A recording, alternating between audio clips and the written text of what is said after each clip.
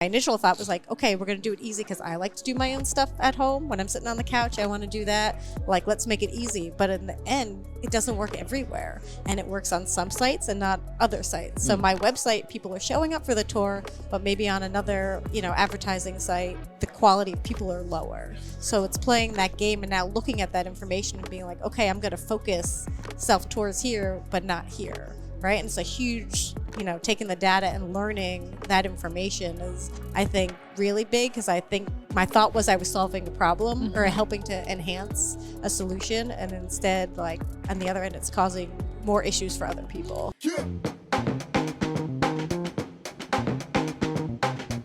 Okay, we're here with Kim. Kim, go ahead and introduce yourself.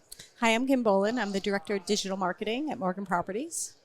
Great. Thank you, Kim. And you are here at RecCom because you have a session. Yes, I have a session at 11:40 today. All right. Well, let's get into it. What are you talking about? So today we're talking about leasing and marketing and technology. So, how technology is affecting the marketing process, and how we are, I guess, really how we're changing the industry and what we do to make the resident and prospect experience a little easier. And when you say we, do you mean Morgan, or do you mean just meaning generally speaking? I think multifamily in general. It's I a think royal we. We're all in the same. We're all in the same boat. Some of us are a little farther along, but we're all in the process of trying to make life as easy for everybody as possible. Yeah. I love that. In one of the panel sessions this morning, one of the panelists used we instead of I, and I was like, it's just such a great way to really hit home the point of like, this is our, industry to really shape together. So love that phrasing. Yeah, we do a lot of, I think that what some of the larger companies, what we do is like things that we can help change, which helps a lot of the smaller. So I think it is a big we. You go to a lot of conferences, it's not so much competition. I don't feel that competition in this industry. I feel like that we all work together. So totally. If you could, hope the audience takes away one thing from the session or one action, thing that they could go back and implement at their companies, what would that be? Listen, it's all hard. And I think that's a big thing that everybody needs to realize is that implementing all of this stuff is not easy, and you need to see what works best for your company. Also, what tools you're using and how that can help enhance it, because some tools work and some tools don't. So I think that I can't give advice of what somebody should roll out. I think it's worth testing a lot of different things. One of the big things that we're testing is self-scheduling. So which is really strange that we do that. We do book movies and book appointments and, all that stuff, but multifamily is sort of far behind. So somebody's scheduling their own tours.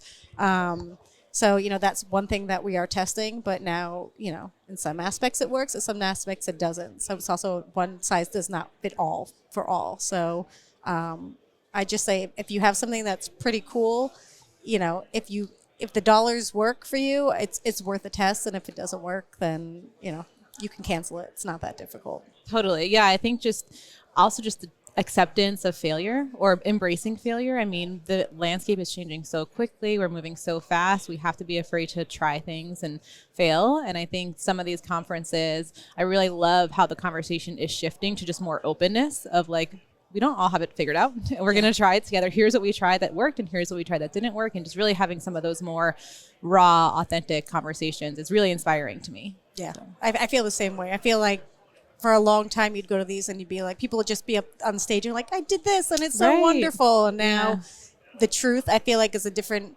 group of people coming in, and everybody's, I think, being more honest and it's hard and it doesn't all work, and it doesn't work for everywhere. So totally. I agree completely. Let's test you there, Kim. What is something you have tried and it didn't work out gloriously?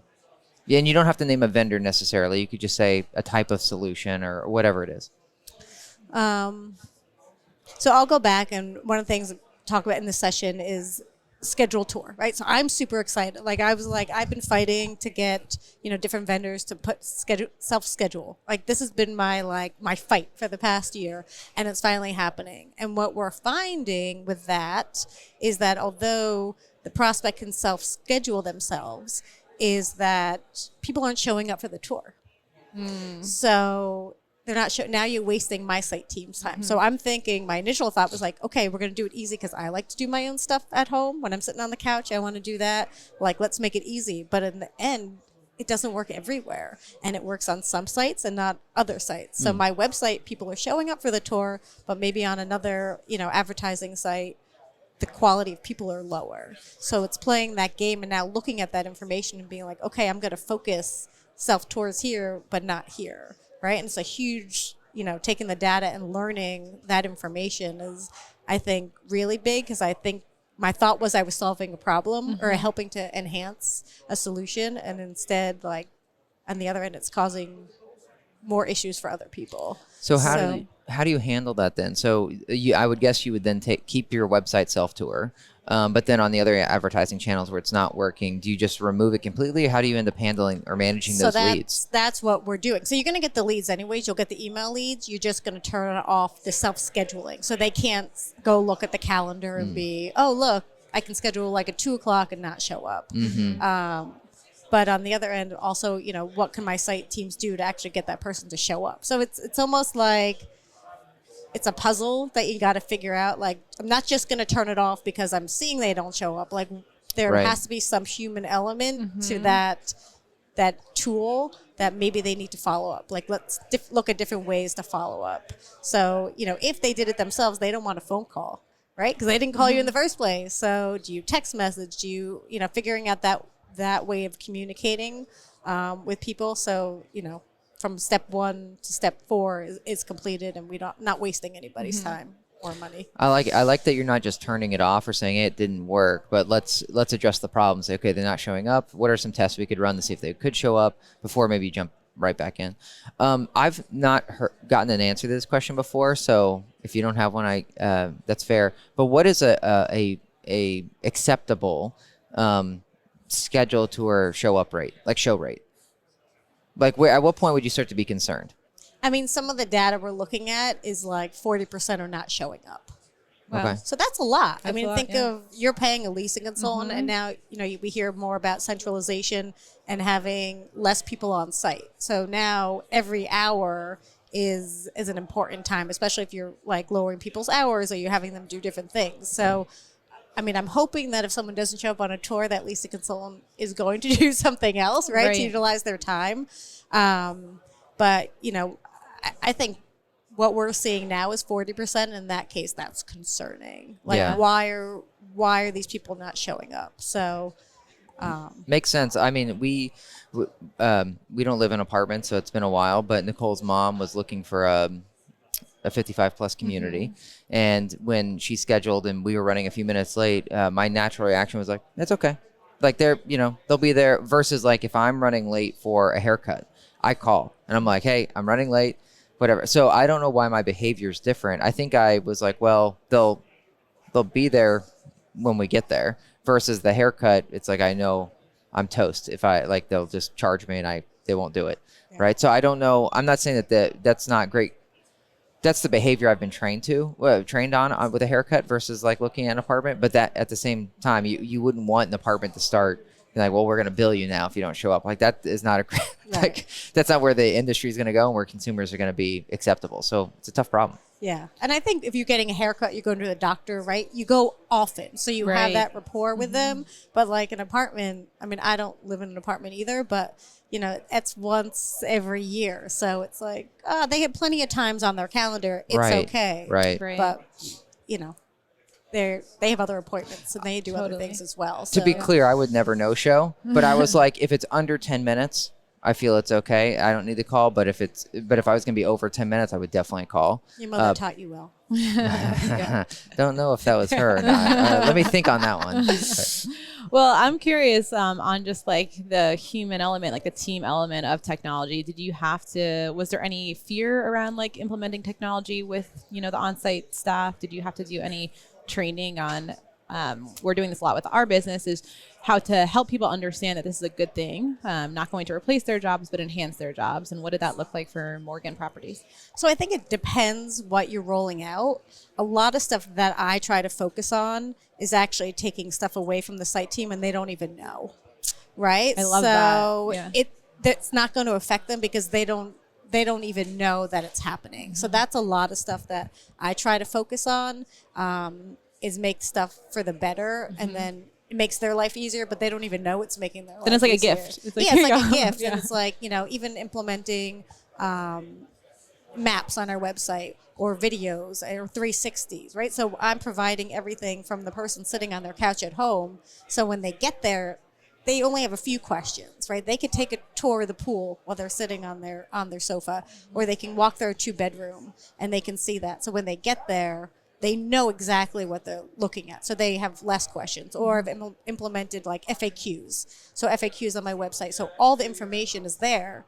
So most frequently asked questions, and then when they get there, they don't have to ask these ridiculous questions to a leasing consultant. So the tour can go a lot smoother because they actually have all the information. That's great. So you're doing a lot of like either pre-qualifying or getting them information that will save the on-site staff time without them even realizing it. That's huge. Yeah.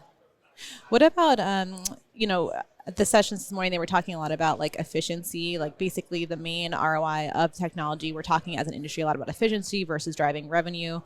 Do you think about efficiency gains at all? And if so, it feels early for some of the tech that we're rolling out on how we're going to see those gains actualized, but how do you think about like cost savings or the ROI for some of these technology pieces that you're describing?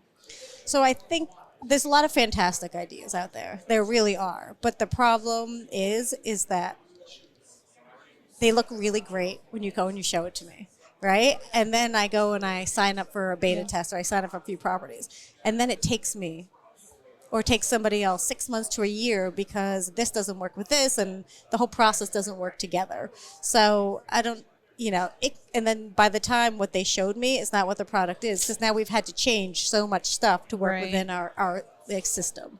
So efficiency, like, it's a good thought, but nothing is that easy. Nothing is out of the box, roll out ready.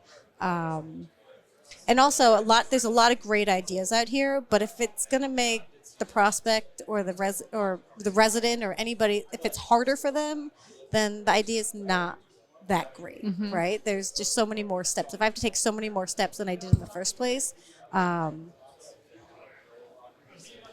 idea is, it's a great thought, but sometimes all these products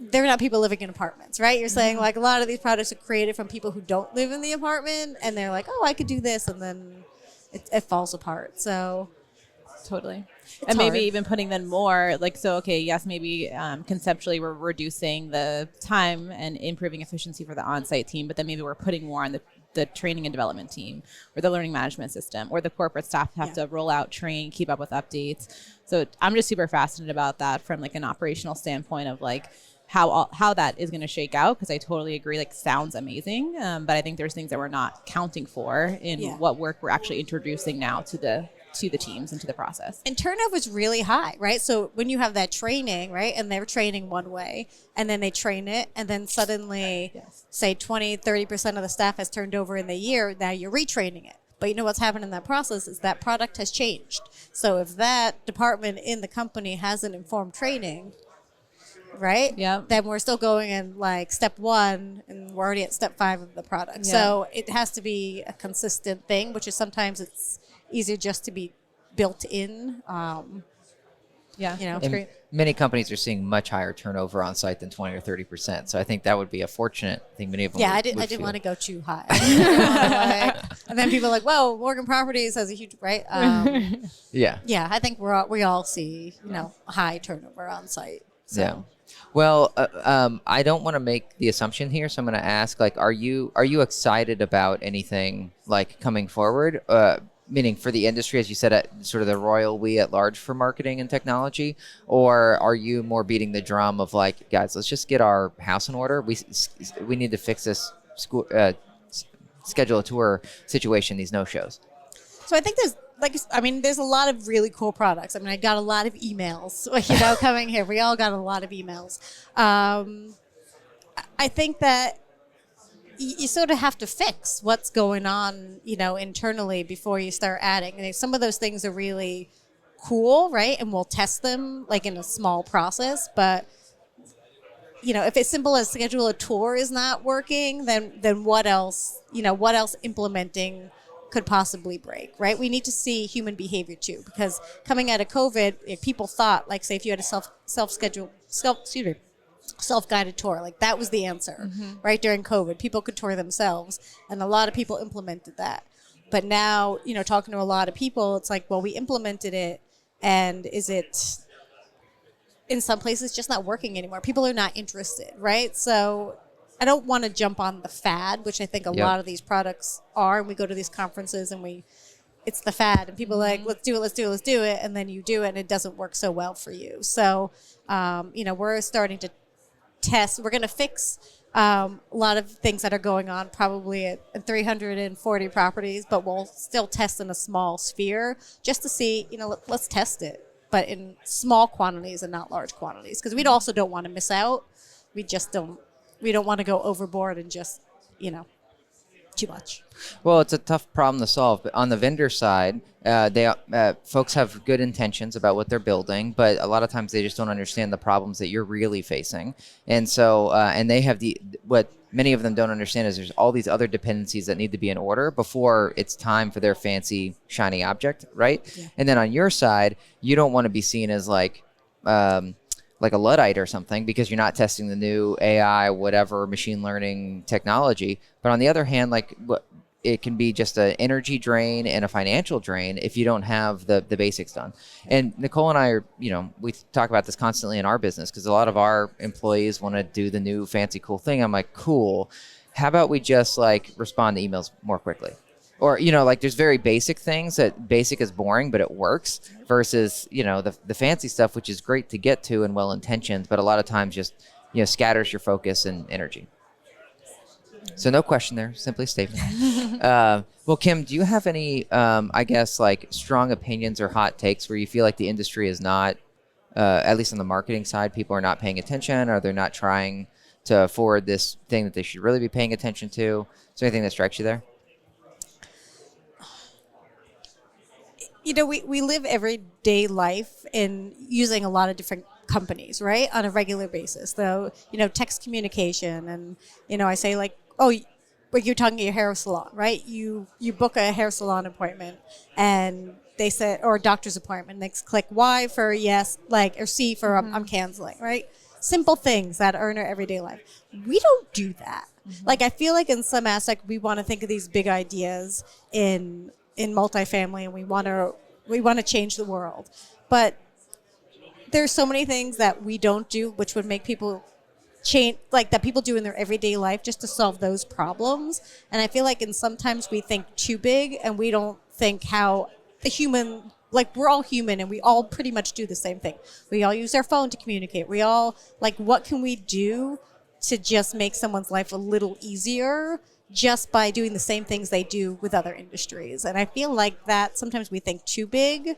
Just hitting Y or C to show up to an appointment, really not that difficult. Or texting my maintenance and being like, did maintenance show up? Yes or no, right? Just sort of simple things that we get from our doctor's office, or get from the movies, or get from, just different industries. And I feel like sometimes we just don't, we look too far out, and if we just looked a little closer, we could solve a lot of, residents and prospects, their concerns, or, just things that would make their life a little easier. So I'm going to build on that. Yes. And so, in this industry, we are very focused on what I experience is many marketers are focused on their experience or the operator's experience, versus you're speaking a lot about the customer experience and the prospect experience. I don't hear as many people talk about that. So a good example here is, I feel like every week I'm talking to somebody about websites. And when they talk about websites, they're like, I'm so tired because, 10 other people have the same template. It's like, cool story. You see hundreds of apartment websites. That's not the prospect's thing. So even if whoever your website vendor of choice is, that you see 6 other vendors or 6 other websites or competitors on the same template, the consumer's not wary or aware of that. They don't see this 100 times. Many of them aren't even branding folks to then recognize it's the same template with different colors or whatever. And so they don't care. And so we focus a lot of our energy on it's got to be a unique looking website, fancy, no one's made it before, versus, like you said, what does the consumer care about? What's their experience and what really matters to them? Yeah, I mean, we have custom websites within a template, but that's my focus too. Like, I went into that too. I'm like, I don't want to look like anybody else. So I did spend 2 years building our websites. But my thought during the whole process was, how can I make this easy? I tend to take myself out of like the corporate sphere. Like, it's the prospects, it's the residents that we need to make their life. So I'm like, if that wouldn't work for me, like if that's difficult for me to figure out, then it's going to be difficult for the people that are moving in. So I tend to really focus on that experience, which is why I focus on schedule a tour and my maps on my website and my 360 tours. Like what makes it easier for the end user and not so much for, the company as a whole. I mean, I'm here to focus on the company too, but it's those residents and prospects that are paying the bills and living in our homes. So. Yeah, I don't know your websites in particular, so I'm not going to pick on them, Kim. Pretty I will check them out, but I'll just build a little bit more on it. I've spoken with many owners and operators that are like, you know what, I don't like the phone number at the top of the website. I want to put it on the contact page. And I'm a huge fan of basics. So like Steve Krug 20 years ago wrote a book, Don't Make Me Think. And it's all about website usability. And it's like his number one rule is like put the phone number at the top right of the screen. Just because if someone lands there and they want to contact you, you don't want to make any friction. If I have to start hunting for the phone number, that's a chance for me to leave and go somewhere else. And so it's like, okay, so you don't like the phone number at the top, but it converts. And isn't that what the point is? Isn't that the point? Is you want to convert, the visitors to the website? Yeah. So. And it has to be 60% of our like residents and prospects come in from our mobile, right? So I think a lot of times too, when you're building the website and we sit there and we're like, oh, look how good it looks on this big screen. Mm-hmm. And then you open it on mobile and you're like, oh no, right? But like even making that phone number like clickable, right? Right? Like that thought of like that, because nothing makes me more angry is when I go to hit the phone number and then like I have to hold down to copy because it doesn't call. Yeah. Or I go to an address and I want the address to open in Google Maps. Yeah. Right? Those are like just to make life as easy as possible. Like everything should be like how we want to behave. Yeah. Like how me as a human wants to behave on some other site. That's how I want to behave on my website. So. Yeah. And I mean, it sounds simple as we're talking through it, but I do think that it's rare to have that perspective so clearly and constantly come back to, okay, I'm going to put myself in the user's shoes, or I'm going to put myself in the resident's shoes. I have my background as client services. So, okay, how are our clients experiencing these reports? Like, what are they doing with them? Are they copying and pasting data? Can they do that easily? Like, can I make it easier for them? Yeah. And so I think as we come to these events, it's energizing, but we are talking now high level. We're getting at the 30,000 foot view.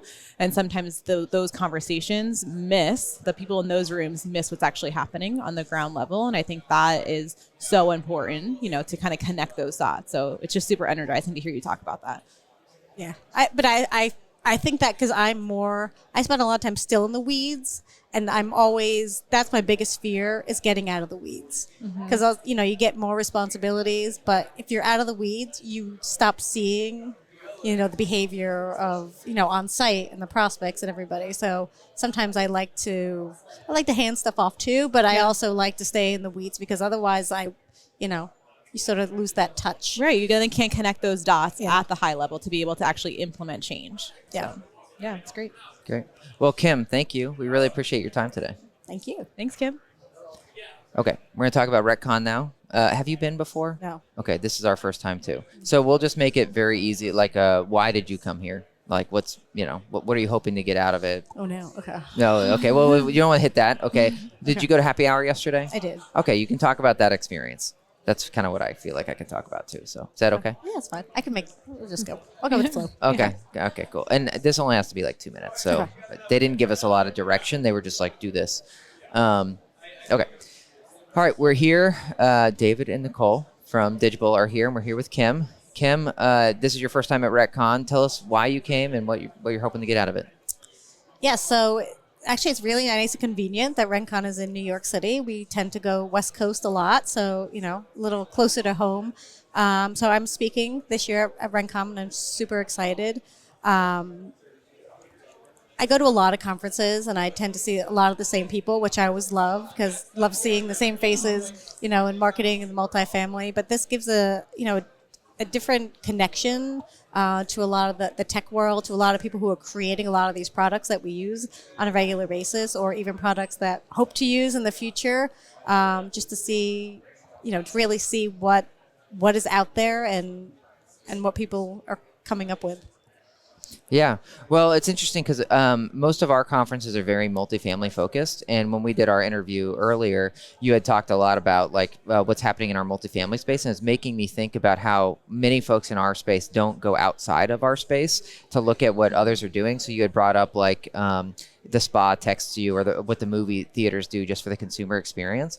And this feels like a safe way to start dipping our toe and what else happens in real estate? What else are they doing? What are their problems? Because what I experienced at happy hour was there were multifamily folks there, but as big as my network is in multifamily, I saw 7 people I know, and there were a lot of folks from industrial, commercial, office. So it was just starting to see what are their problems, what are their challenges. And it was, in some ways, I was thankful for multifamily, because I was talking to this one fella and I was like, he was on the industrial and commercial side. I said, what system do you spend most of your time in? And he was like, Excel. So I spend most of my time there. I was like, oh man, yeah, still a lot of spreadsheets, which we have too, but it's just in a way affirming. But the way he was speaking about it is that's all he can do is use Excel. So I thought that was interesting. Yeah. I mean, it's interesting just to hear, not even about the tech, but just what different people do. Because a lot of times I'm talking to people in there and they can just mention one thing and it triggers an idea that we're not doing in multifamily, or I'm not doing in my company. And it's oh, that's pretty cool. Or I could just having that conversation outside of what we usually talk about. Just it is interesting to get different ideas from different people. And I think this room full of many people is providing that we don't see on a regular basis. So I think that's helpful for all of us. Yeah. What about you, Nicole? I think it's been refreshing. Yeah, I think we have hit the same circuits, for us, for at least for the last 7 years, and they are super great. I love them.